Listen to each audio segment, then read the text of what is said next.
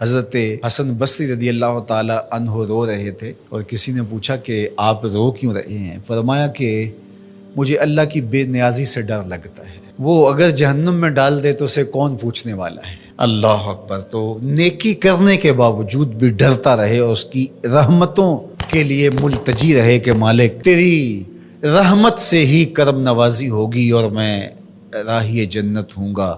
عدل کریں تے تھر تھر کمبن اچیاں شانہ والے، فضل کریں تے بخشے جاون میں ورگے منہ کالے۔ تو اس کے فضل سے ہی بات بنتی ہے۔ تو فرمایا مگر اصحاب یمین فی جنات، وہ باغوں میں ہوں گے، یتساءلون عن المجرمین، وہ مجرموں سے سوال کر رہے ہوں گے۔ یہ جنت کے اونچے مقام پہ ہوں گے اور ایسے مقام سے ان کو جہنم دکھائی دے رہی ہوگی۔ اللہ ان کے قوا اور ان کی صلاحیتوں کو جنت میں فزوں تر کر دے گا۔ مقربین بارگاہ کی صلاحیتیں باقی لوگوں کی نسبت اللہ فزوں تر فرما دیتا ہے۔ آپ نے قرآن مجید میں یہ بارہا پڑھا کہ حضرت سلیمان علیہ السلام نے کتنے میل دور سے چیونٹی کی آواز کو سنا بھی اور اس کے مفہوم کو جو وہ کہہ رہی تھی سمجھا بھی۔ تو یہ صلاحیت ان کو عطا کی گئی۔ اللہ اکبر۔ تو اس طرح جنت کے اندر اہل جنت مجرمین کو دیکھ رہے ہوں گے جو جہنم کی آگ میں جل رہے ہوں گے، اور ان سے سوال کریں گے، باقاعدہ ان سے بات کریں گے اور پوچھیں گے ان کو کیا ما سلککم فی سقر، وہ انہیں کہیں گے کہ تم جہنم میں کیسے آئے؟ قالوا لم نک من المصلین، وہ کہیں گے ہم نماز نہیں پڑھتے تھے، نماز نہ پڑھنے کا سبب ہوا کہ آج ہم جہنم کا ایندھن بنے۔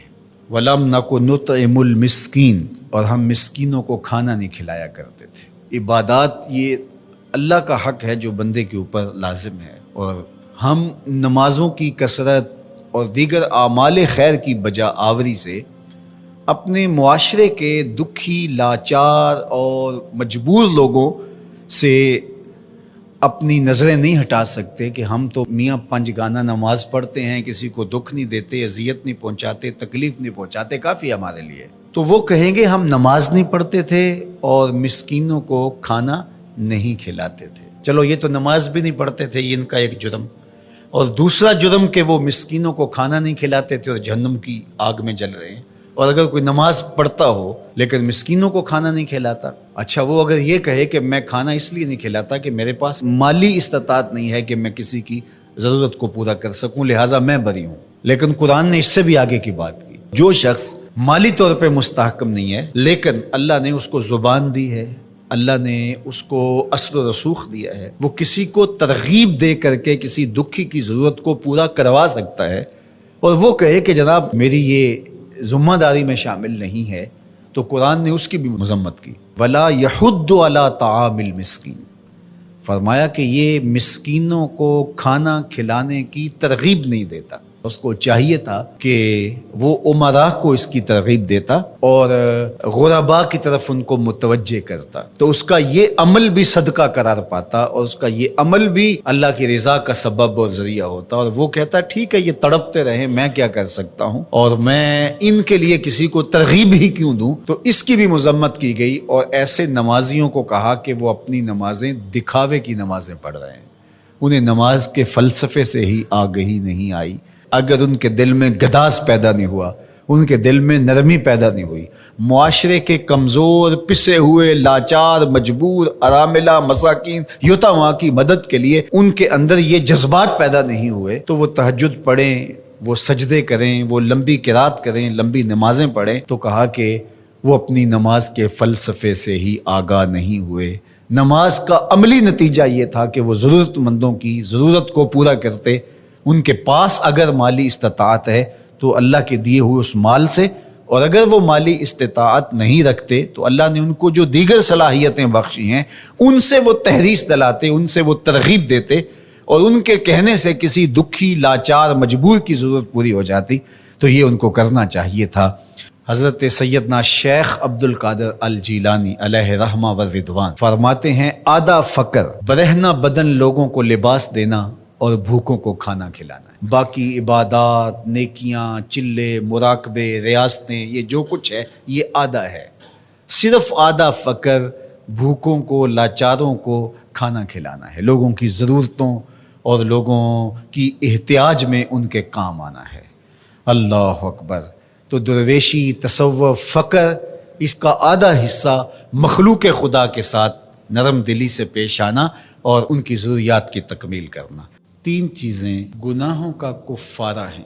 فَإِسْبَاغُ الْوُضُوءِ فِي الصَّبَرَاتِ، جھاڑے میں، ٹھنڈے موسم میں پورا وضو کرنا ہے، مکمل اہتمام کے ساتھ وضو کرنا موسم سرما میں، یہ گناہوں کو مٹا ڈالتا ہے۔ اور دوسری چیز ارشاد فرمائی وَإِنْتِظَارُ الصَّلَاةِ بَعْدَ الصَّلَاةِ، ایک نماز کے بعد دوسری نماز کا انتظار کرنے بیٹھ جانا، کہ عصر پڑھ لی اب مغرب پڑھ کے جائیں گے، مغرب پڑھی اب عشاء پڑھ کے جائیں گے، تو ایک نماز کے بعد دوسری نماز کا انتظار۔ حضرت عبداللہ ابن عباس رضی اللہ تعالیٰ عنہ فرماتے ہیں کہ حضور فرماتے ہیں کہ میں نے اپنے رب کی زیارت کی۔ حضرت عبداللہ ابن عباس فرماتے ہیں کہ میرا گمان ہے کہ یہ حضور کسی خواب کی کہانی سنا رہے ہیں۔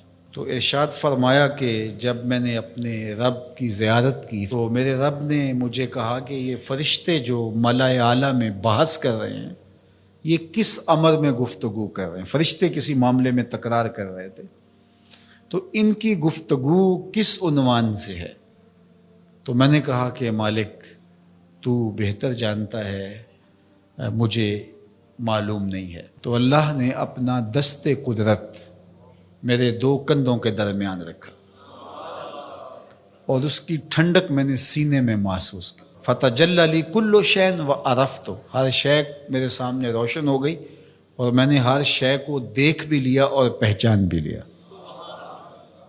تو پھر میرے رب نے کہا کہ اب بتاؤ، تو ظاہر ہے اس کا دست قدرت میرے دو کندھوں کے درمیان آیا اور ہر شے میرے سامنے آ گئی۔ تو میں نے عرض کی یا اللہ، یہ کفارات اور دراجات کے بارے میں آپس میں بحث کر رہے ہیں، اور وہ کفارات کیا ہے؟ المکث فی المساجد بعد الصلاۃ، نماز کے بعد مسجدوں میں رک جانا کہ دوسری نماز پڑھ کے جائیں گے۔ اس پر فرشتے ملائے اعلیٰ میں، عالم بالا میں بیٹھ کے گفتگو کر رہے ہیں۔ اللہ اکبر، یہ کتنا بڑا عمل ہے کہ جس پر فرشتے کہہ رہے ہیں بلے بلے، کیسے وہ لوگ ہیں جو ایک نماز کے بعد دوسری نماز کے لیے رک جاتے ہیں۔ اور ایک حدیث پاک میں آتا ہے صحیح بخاری میں، 7 اشخاص ایسے ہیں قیامت کے دن کڑکتی دھوپ میں جب کوئی سایہ نہیں ہوگا، اللہ انہیں اپنے عرش کا ٹھنڈا سایہ عطا فرمائے۔ ان میں سے ایک وہ آدمی جس کا دل مسجدوں کے ساتھ جڑا ہوا ہے، مسجد کی حاضری اسے بہت پسند ہے۔ دوسرا والمشی علی الاقدام الی الجماعات، جماعات کے لیے، فرض نمازوں کے لیے مسجد کی طرف چل کے پیدل جانا، ہر قدم کے بدلے میں درجے بلند ہوتے اور گناہ معاف ہوتے ہیں۔ اللہ اکبر۔ یہ طلب کی گئی کہ دعا کیجئے کہ میرا گھر مسجد سے نیڑے ہو، تو کہا نہیں، تم جتنے قدم چل کے آتے ہو اتنے تمہارے گناہ معاف ہوتے، اتنا ہی تمہیں ثواب ہوتا ہے۔ تو یہ چل کر کے آنا گناہوں کا کفارہ ہے۔ تیسری چیز ارشاد فرمائی کہ وَإِسْبَاغُ الْوُضُوءِ فِي الْمَكَارِهِ، مشکل صورتحال میں وضو پورا کرنا، اور وہ سردیوں کے اندر مشکل ہوتا ہے کہ پانی بہت ٹھنڈا ہے، تو اس وقت بندہ کہتا ہے چلو ایک دفعہ بھی گزر ہو جائے گی، اگر ایک دفعہ بھی چہرہ دھو لیں گے وضو تو ہو جائے گا، لیکن سنت طریقے سے 3 بار ہی دھونا، اور 3 بار ہی جو ہے وہ پاؤں دھونے، اور 3 بار ہی باقی اعضاء دھونے، تو یہ مشکل ہوگا وضو میں ٹھنڈے پانی سے۔ تو بہرحال مشکل میں وضو جو بندہ کرتا ہے تو اللہ کے لیے کر رہا ہوتا ہے۔ اللہ اکبر۔ تو اللہ تعالیٰ کو یہ بڑا پسند ہے، اس سے اللہ گناہ ختم کر دیتا ہے اللہ۔ تو یہ 3 چیزیں کفارات میں سے ہیں، یہ گناہوں کو مٹانے والی چیزیں ہیں۔